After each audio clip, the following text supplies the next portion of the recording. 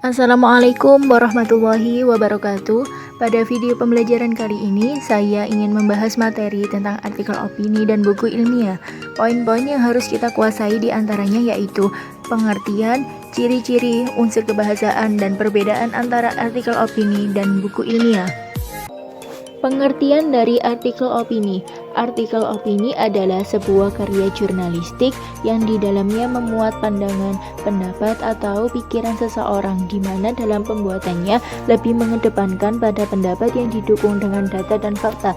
Jadi, artikel opini bukan karya ilmiah murni, tetapi termasuk dalam karya ilmiah populer, dan topik pembahasannya pun cenderung berkaitan dengan masyarakat dan masalah di sekitarnya. Artikel opini dapat kita jumpai pada majalah, koran, atau tabloid. Sedangkan pengertian dari buku ilmiah sendiri adalah karya tulis ilmiah dengan pembahasan mendalam tentang masalah kekinian suatu keilmuan yang merangkum hasil-hasil penelitian terbaru.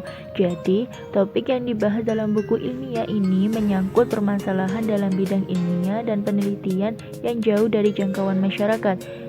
Bahasa yang digunakan pada buku ilmiah yaitu menggunakan bahasa yang baku.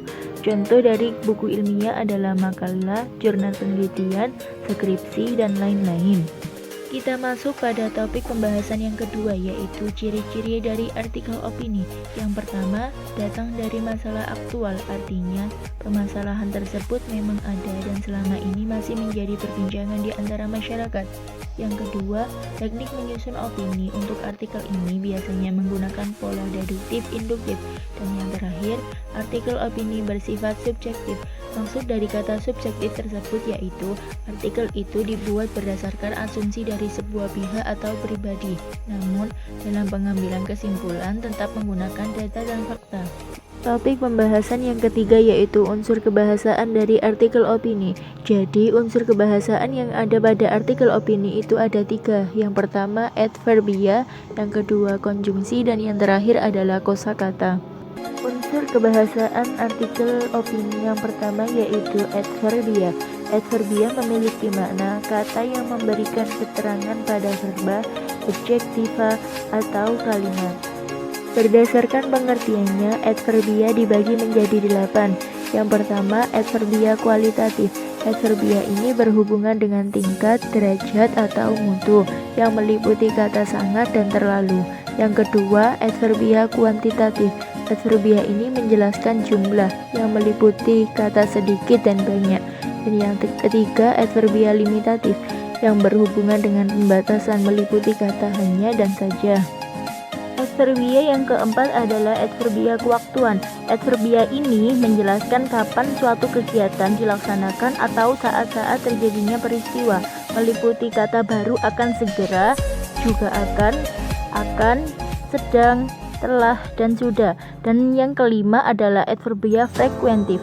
Adverbia ini berhubungan dengan tingkat kekerapan terjadinya sesuatu yang diterangkan, meliputi kata selalu dan juga kata sering.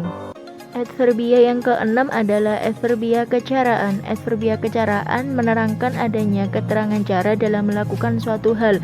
Adverbia yang ketujuh adalah adverbia kontrastif. Adverbia kontrastif ini menggambarkan pertentangan dengan makna kata atau hal yang dinyatakan sebelumnya, meliputi kata bukan, malah, dan bahkan.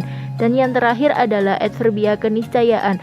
Adverbia keniscayaan ini berhubungan dengan kepastian tentang keberlangsungan terjadinya hal atau peristiwa yang dijelaskan, meliputi kata pasti dan kata tentu. Lanjut ke unsur kebahasaan artikel opini yang kedua, yaitu konjungsi.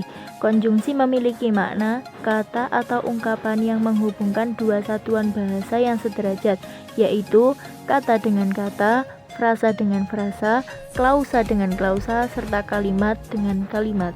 Macam-macam konjungsi. Konjungsi dibagi menjadi 3. Yang pertama adalah konjungsi antar klausa, yang kedua konjungsi antar kalimat, dan yang ketiga adalah konjungsi antar paragraf. Konjungsi antar klausa ini terdiri dari 3 konjungsi, yaitu konjungsi koordinatif, konjungsi subordinatif, dan konjungsi korelatif. Selanjutnya kita akan membahas macam-macam dari konjungsi klausa. Yang pertama adalah konjungsi koordinatif. Pengertian konjungsi koordinatif adalah kata yang berfungsi untuk menghubungkan dua klausa atau lebih yang memiliki kedudukan sederajat. Berikut adalah contoh dari konjungsi koordinatif. Konjungsi klausa yang kedua adalah konjungsi subordinatif. Konjungsi subordinatif hanya dapat menggabungkan klausa dan menyebabkan adanya klausa utama dan klausa bawahan atau anak kalimat. Berikut ini adalah contoh dari konjungsi subordinatif.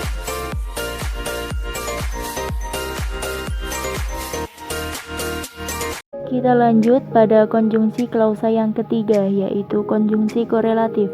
Konjungsi korelatif memiliki pengertian kata yang digunakan untuk menghubungkan dua klausa atau lebih yang memiliki makna yang setara.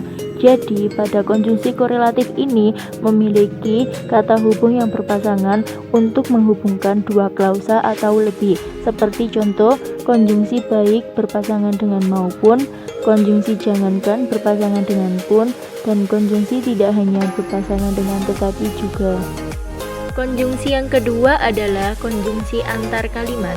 Konjungsi antar kalimat ini memiliki definisi kata yang digunakan untuk menggabungkan kalimat satu dengan kalimat yang lain, meliputi kata oleh sebab itu, dengan demikian, oleh karena itu, begitu, dan lain-lain. Berikut ini adalah contoh penggunaan dari konjungsi. Kalimat yang pertama, Sani dan Feni bermain bola basket. Pada kalimat tersebut menggunakan konjungsi koordinatif berupa kata dan. Kalimat yang kedua, Cindy tidak akan dihukum jika datang tepat waktu. Pada kalimat tersebut menggunakan konjungsi subordinatif berupa kata jika. Dan kalimat yang ketiga, baik aku maupun dia sama-sama berasal dari kota Bandung. Kalimat tersebut menggunakan konjungsi korelatif berupa kata baik maupun. Dan yang terakhir ini adalah contoh dari konjungsi antar kalimat. Lisa lupa belum mengerjakan tugas, oleh karena itu ia mendapatkan nilai yang rendah. Pada kalimat tersebut yang termasuk dalam konjungsi antar kalimat yaitu oleh karena itu. Unsur kebahasaan yang terakhir adalah kosakata. Pengertian dari kosakata sendiri yaitu suatu wadah perbendaharaan suatu kata atau banyaknya jumlah kata yang dipunyai di dalam suatu bahasa. Kosakata pada artikel mencakup beberapa hal. Yang pertama yaitu penggunaan istilah, yang kedua penggunaan kata kerja mental atau kata kerja abstrak, dan yang terakhir adalah penggunaan kata rujukan. Pada teks artikel opini biasanya mengandung konten teks yang menarik. Dikatakan menarik apabila mencakup hal-hal berikut.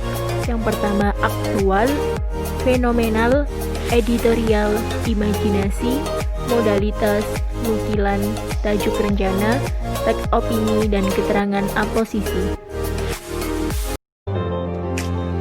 Poin terakhir dari pembahasan video ini adalah perbedaan karakteristik antara artikel opini dan buku ilmiah. Dapat kita lihat dari tabel berikut.